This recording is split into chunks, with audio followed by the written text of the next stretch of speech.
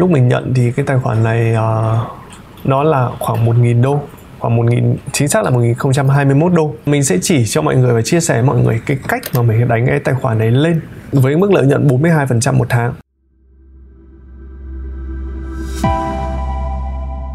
Chào mừng các bạn đã quay trở lại với em Forex, mình là Minh. Và một trong rất là nhiều câu hỏi mình nhận được từ các bạn đó là với cái số vốn khoảng 20 triệu thì đầu tư vào thị trường Forex này thì mức lợi nhuận đạt được sẽ là khoảng bao nhiêu % một tháng. Và cũng không nói đâu xa thì mình sẽ lấy chính những câu chuyện của mình ra để mình chia sẻ cho các bạn. Và trong cái video ngày hôm nay là với câu chuyện như thế. Với cái số tiền vốn gốc là khoảng 1.000 đô thì mình có mức lợi nhuận là khoảng 421 đô cho một tháng. Và đây là mức lợi nhuận nó tương ứng với con số là khoảng 42% trong một tháng. Tuy nhiên là khi đạt được cái con số lợi nhuận này thì mình cảm thấy nó cũng có những cái điều mà mình cảm thấy nó chưa vui lắm. Những cái điều mình thực sự mình cảm thấy thất vọng về bản thân. Vậy thì ở trong cái thời lượng video ngày hôm nay thì mình sẽ dành thời gian để nói về các bạn về hai cái vấn đề như sau. Thứ nhất là làm cách nào để mình có được cái mức lợi nhuận là 42% đối với cái tài khoản này trong vòng một tháng. Và thứ hai là những câu chuyện thực tế, những cái câu chuyện mà mình còn cảm thấy rất là trăn trở, những cái câu chuyện mình cảm thấy rất là khó chịu ở đằng sau cái việc đánh tài khoản này thì mình sẽ kể cho mọi người. Tất cả nhằm mục đích là giúp cho mọi người có thể là có một cái góc nhìn về phương pháp quản lý tài khoản tốt hơn và sẽ có những cái điều mà vượt qua những cái sai lầm của mình, những cái sai lầm không đáng có. Và chúng ta sẽ cùng bắt đầu cái video của chúng ta ngày hôm nay. Vậy thì đầu tiên để bắt đầu thì mình sẽ giải thích cho mọi người lý do tại sao mình phải đánh cái tài khoản này. Vì đây một cái bạn mà mình cũng quen thì bạn có bảo là cứu cháy cho tài khoản bạn ý và bạn cảm thấy là cũng khá là chán nản khi tham gia thị trường này rồi. Và đây như các bạn thấy trên màn hình thì anh đánh khi nào cũng được, tháng rút 500 đô cũng được thì em trả khói nữa để cho anh tùy đánh. Chứ em tự quản lý chỉ có cháy hết cái này tới cái kia và em không cách nào kiếm lại được. Bạn cũng bảo là em cũng biết là trader có lệnh ăn lệnh thua nên miễn tháng sau tổng kết một lần chứ em không vào mỗi ngày nhắn cho anh một lần.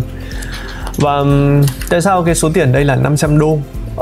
Bởi vì cái số vốn lúc đầu bạn ý định đưa vào đấy là 5.000. Nhưng thực tế thì đến lúc mình nhận thì cái tài khoản này nó là khoảng 1.000 đô, khoảng 1.000, chính xác là 1021 đô. Và mình đã xuất được cái lịch sử chi tiết ở tài khoản này trong MT4 giải cho mọi người cùng xem. Thì ở đây như mọi người đã thấy được là gì ạ? Mình có một cái lệnh nạp vào là vào đúng ngày mùng 2 tháng 9 và số tiền nạp vào khởi điểm là 1021 đô.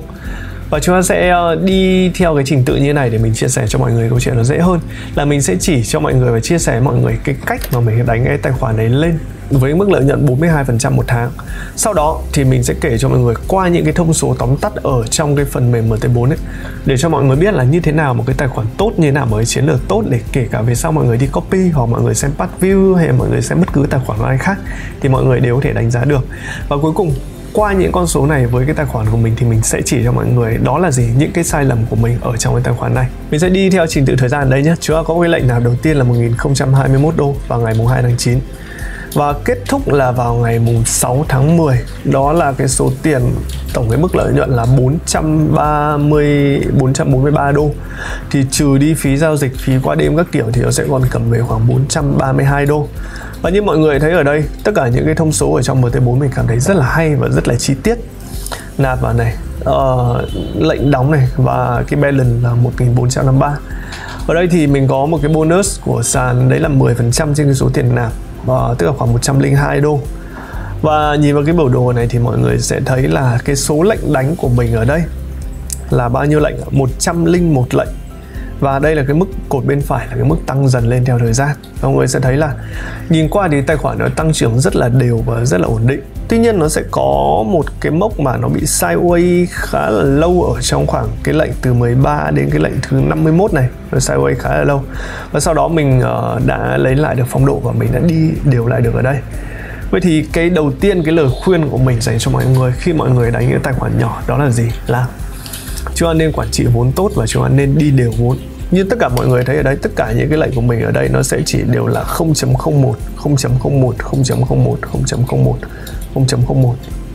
Không có một cái lệnh nào nó vượt quá 0.05 đây cả. Chỉ có những cái lệnh ban đầu mình đang test thử là cái tài khoản này với là 0.02, nhưng đều là 0.01 cả.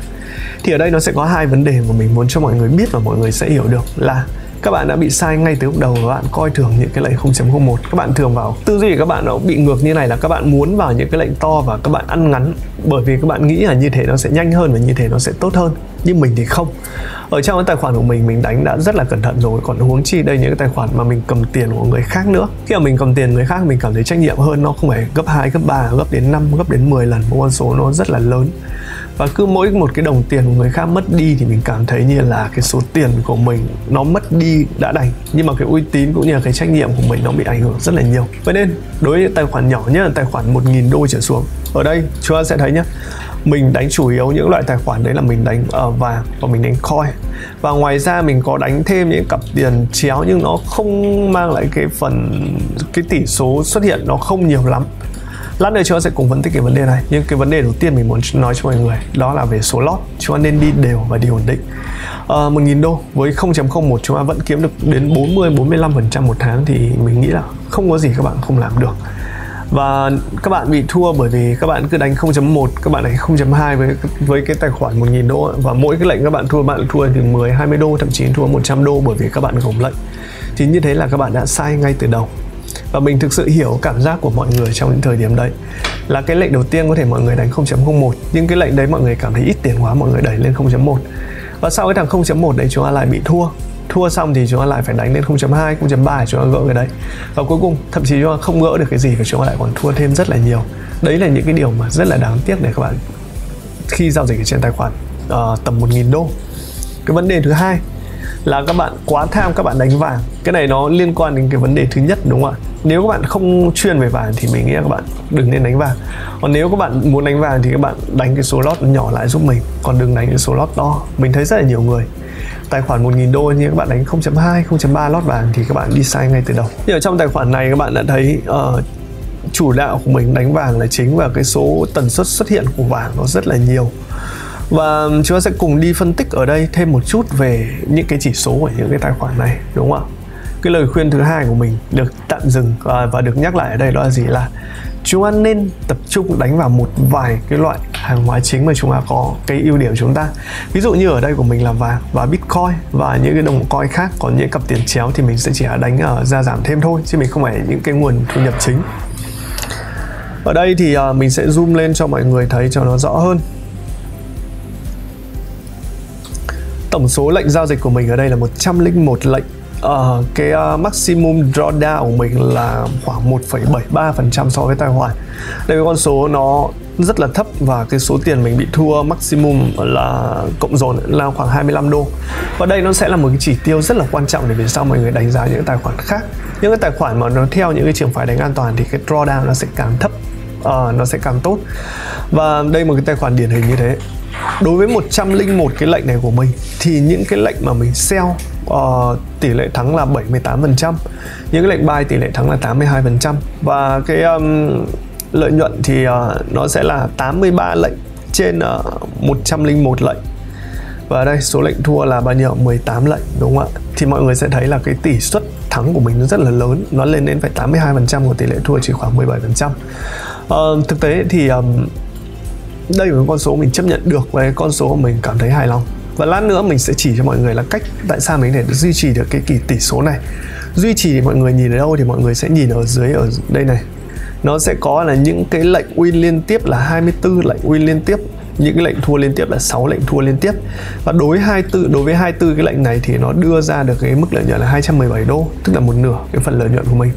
Còn cái lệnh thua này thì 6 lệnh thì mình sẽ chỉ để thua là 19 đô thôi, đúng không ạ? Và lệnh thắng lớn nhất là 49 đô và lệnh thua nhiều nhất là 8 đô. Thì đây sẽ là một cái chỉ số rất là quan trọng để cho mọi người đánh giá những cái tài khoản khác khi mọi người bước chân, mọi người xem, hoặc là mọi người xem part view, hoặc mọi người đánh giá bất cứ một cái tài khoản nào. Tất nhiên cái số tiền thắng được nó càng nhiều sẽ càng tốt, nhưng bù lại cái số tiền thua người ta phải quản lý được để nó không bao giờ bị thua quá nhiều, đúng không ạ?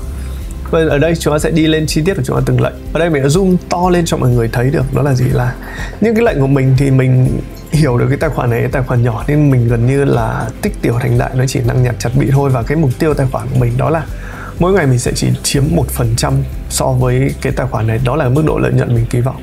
Và cứ thế cái mức độ lợi nhuận ở đây mình cứ đi lên dần 5 đô, 3 đô, 7 đô, 2 đô, 1 đô mình cũng chốt.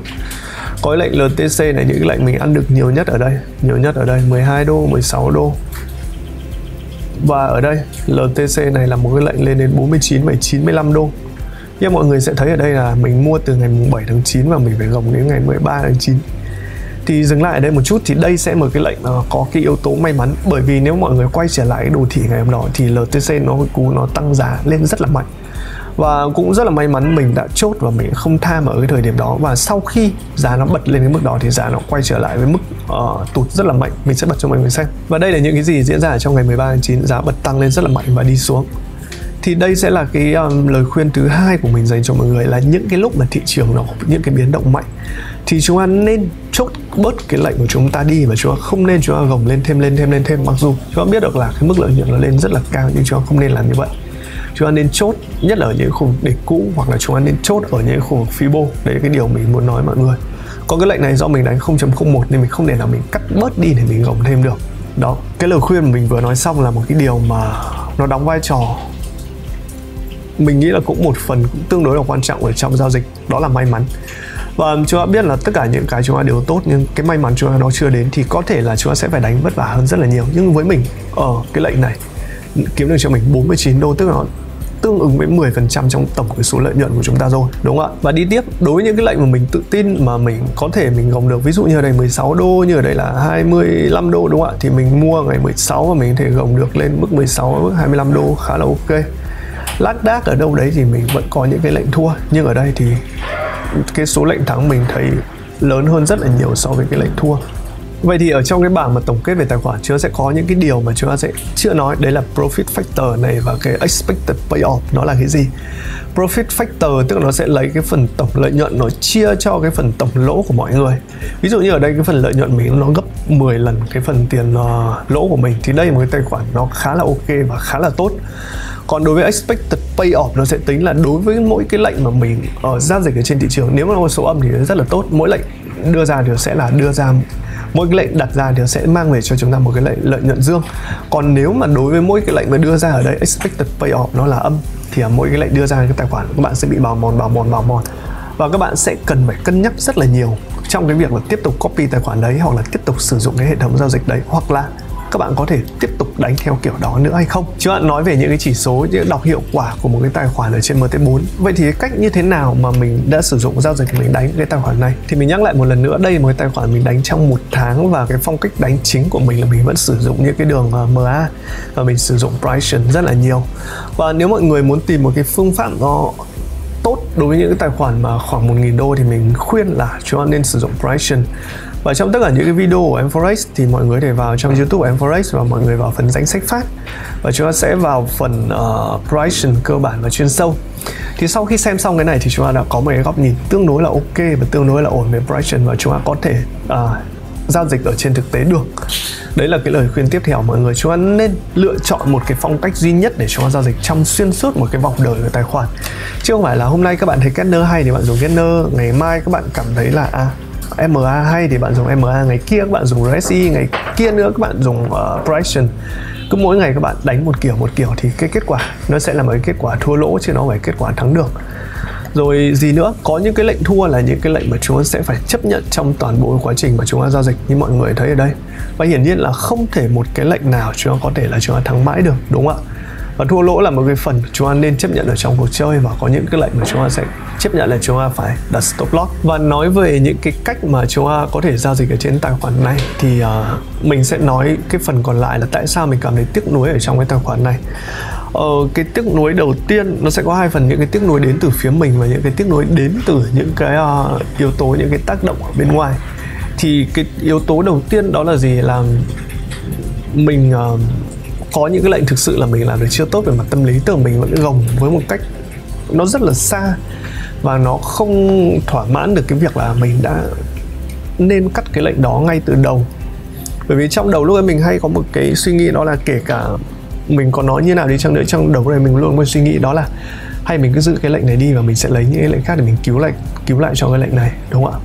Mọi người cũng mình nghĩ cũng sẽ như mình, và chúng ta sẽ không chấp nhận chúng ta stop loss cái lệnh đấy, mặc dù chúng ta biết stop loss là cái việc cần thiết. Thì chúng ta sẽ thấy được là gì, có những cái lệnh mà mình gồng từ ngày 16 tháng 9 Ví dụ cái lệnh số 134 này mình gồng từ ngày 16 tháng 9 và đến tận ngày 8 tháng 10, tức là đâu đó khoảng 2 tuần, và mình chấp nhận là mình stop loss. Có những cái điều mà chúng ta thực sự là chúng ta nên cắt lỗ thay vì chúng ta cứ gồng như thế. Hai lý do tại sao mình gồng đó là vì có những lệnh khác mình đã gỡ được cho cái lệnh này rồi, và cái thứ hai nữa, cái số lót mình đi nó rất là nhỏ thì nó đủ sức để mình gồng được cho cái lệnh này. Tuy nhiên dù gì chăng nữa thì đây vẫn là cái điều không nên, và chúng ta vẫn phải chấp nhận là sai thì nó nên stop loss, và chúng ta sẽ xử lý bằng những cái lệnh khác. Đấy là cái thất vọng của mình khi mình giao dịch cái tài khoản này đầu tiên. Và cái thứ hai nữa là gì, mình cảm thấy thất vọng về chính bản thân mình ngay từ lúc đầu, là mình đã quen đánh những cái tài khoản to với số tiền lớn hơn tài khoản này rồi. Và khi mình quay trở lại đánh 0.01, 0.01 ấy, thì mình cảm thấy là đánh nó rất là chán, và cái tâm lý của mình nó rất là nản. Bởi vì cứ mỗi lần mình đi nhặt mỗi lệnh là khoảng 2 đô, 5 đô, 10 đô là đã rất là vui rồi. Và nó về số tiền nó nhỏ hơn rất là nhiều so với những cái gì mà mình đánh ở trong những cái tài khoản lớn. Và mình tin chắc là đây cũng sẽ là những câu chuyện của các bạn. Có thể các bạn bị cháy những cái tài khoản 40, 50 nghìn, thậm chí 100 nghìn. Và đến lúc gặp mình thì mình bảo các bạn là đánh quay trở lại với tài khoản nhỏ, để các bạn thấy được một điều, đó là gì, là chúng ta nên test lại cái phương pháp, nên kiểm tra lại tâm lý giao dịch, chúng ta nên xem lại kiến thức chúng ta đến đâu. Thì các bạn đều bảo đánh tài khoản nhỏ số lot 0.001 nó không đáng kể, và cái phần tiền lại nó chẳng được bao nhiêu. Nhưng thực sự đây là một cái video đây là một cái video để mình chứng minh cho mọi người, đối với tài khoản nhỏ nó vẫn thể làm nên câu chuyện lớn. Và 45% với tài khoản nhỏ, đến khi nào các bạn đánh các bạn cảm thấy đủ thì cứ mỗi tháng 45% thì 2 tháng bạn x2 tài khoản rồi. Chúng ta cần những cái target như thế, chứ chúng ta không nên target là ví dụ 1 ngày hoặc 2 ngày cho x2. Thì đấy sẽ là cái điều mà mình cảm thấy thất vọng về phía rất là nhiều người đã gặp mình khi xin cái lời khuyên và lời tư vấn. Tất cả những cái gì các bạn đều muốn là chỉ có giàu nhanh và gỡ lại khoản tiền thua lỗ một cách nhanh nhất. Nhưng mà mình đã chỉ cho các bạn con đường nó an toàn và nó ổn định, để sau này khi các bạn giao dịch được thì các bạn sẽ không bao giờ các bạn bị thua lỗ lặp lại. Và cái mức lợi nhuận các bạn kiếm được là mức lợi nhuận nó an toàn và ổn định. Nhưng các bạn đã lại từ chối cái con đường đấy. Và còn một cái nhân tố nữa mình cảm thấy cũng khá là buồn, đó là gì, là mình có đọc rất là nhiều cái comment ở trên mạng chẳng hạn, hoặc trên Facebook, ở trên YouTube, thì có bảo là cái giao dịch của mình nó không tốt, và mình không thể nào mình giao dịch được những cái số mức lợi nhuận lớn ở trong thực tế. Thì đây sẽ là một cái câu trả lời của mình dành cho các bạn. Đấy là gì, mình có thể đánh những cái tài khoản nhỏ và đánh những tài khoản to. Và đối với những cái tài khoản nhỏ đánh, mình cảm thấy nó còn khó hơn đánh với tài khoản to rất là nhiều. Bởi vì sao? Bởi vì đây không phải là tiền của mình. Và các bạn cứ thử cầm tiền người khác đánh thì bạn sẽ cảm thấy nó câu chuyện sẽ khác hơn rất là nhiều. Mình sẽ không nói về những cái người mà đánh nó vô trách nhiệm. Tức là các bạn sẽ cứ cầm tiền ủy thác người khác, ví dụ tôi đưa cho bạn 100 triệu đúng không ạ, và các bạn đánh khi có lời các bạn đòi chia, còn khi các bạn thua thì các bạn là thua rồi thì thôi, hoặc là lại bảo là lại đổ biến động do thị trường, thì câu chuyện nó sẽ khác nhau. Mình sẽ nói về những cái con người có trách nhiệm, là nếu chúng ta cầm tài khoản người khác dù lớn hay dù nhỏ, nó sẽ áp lực hơn gấp 5, gấp 10 so với tài khoản đó. Và tại sao mình lại đánh cái tài khoản này? Bởi vì nó sẽ là một cái thử thách của mình. Trong khi hoàn toàn mình thể đánh cái tài khoản lớn của mình và mình kiếm được lợi nhuận và mình sống nó thoải mái hơn. Nhưng nhiều lúc mình cảm thấy là mình cũng cần phải làm một cái gì đó để thử thách bản thân, đánh cái tài khoản với số tiền của người khác, đánh tài khoản với những cái câu chuyện của người khác, thì nó sẽ cho mình cái trải nghiệm nó tốt hơn, và đánh nó sẽ chỉn chu hơn rất là nhiều. Và mình biết là đánh với tài khoản của mình thì nhiều lúc mình đánh nó cũng hơi nói thật là hơi phiêu, và mức độ rủi ro sẽ cao hơn. Nhưng đánh tài khoản của người khác thì mình sẽ cẩn trọng hơn rất là nhiều. Và đây sẽ là một câu trả lời dành cho tất cả các bạn, là tài khoản nhỏ có kiếm được lợi nhuận trên thị trường này không? Thì câu trả lời là có. Và nếu xem cái thời điểm này của video thì các bạn cảm thấy là cái nội dung có vẻ nó khá là dài, thì mình sẽ tóm tắt lại cho các bạn những cái vấn đề chính như sau. Đó là để đánh những tài khoản nhỏ tầm cỡ 1.000 đô trở xuống mà có mức lợi nhuận lớn, thì cái điều đầu tiên các bạn cần làm đó là gì? Các bạn nên tôn trọng việc quản trị vốn các bạn. Mình khuyến nghị các bạn nên đánh với mức là 0.01 hoặc là 0.02 với các lệnh các bạn. Thứ hai nữa là gì? Thứ hai nữa là chúng ta nên tập trung đánh với những tài sản và những loại hàng hóa mà chúng ta gọi là có ưu thế. Ví dụ như với mình là vàng, với các bạn là tiền, với các bạn là những cái loại gì khác thì các bạn nên chọn loại phù hợp. Thứ ba nữa là gì? Là chúng ta nên có những cái stop loss của chúng ta, và chúng ta không nên gồng những cái lệnh chúng ta quá là dài. Và đây sẽ là câu chuyện buồn của mình đã kể với mọi người rồi. Thứ tư nữa là gì? Thứ tư nữa là chúng ta không nên là quá tham lam khi đặt ra mức lợi nhuận cái mức target kỳ vọng nó lớn, 20% một ngày rồi 50% một ngày kiểu như thế, thì khả năng mọi người sẽ bị fail rất là nhiều. Và cái cuối cùng nữa là gì? Là khi các bạn đánh thì bạn nên tự tin với lệnh của các bạn, và các bạn đừng nên bị ảnh hưởng bởi rất là nhiều những yếu tố khách quan ở bên ngoài. Và đây là những câu chuyện mà mình muốn chia sẻ dựa trên câu chuyện có thật của mình, và rất là hy vọng là nó sẽ giúp ích được cho mọi người ở trên thị trường này. Cảm ơn mọi người dành thời gian theo dõi video. Và hẹn gặp mọi người trong những video lần sau. Xin chào.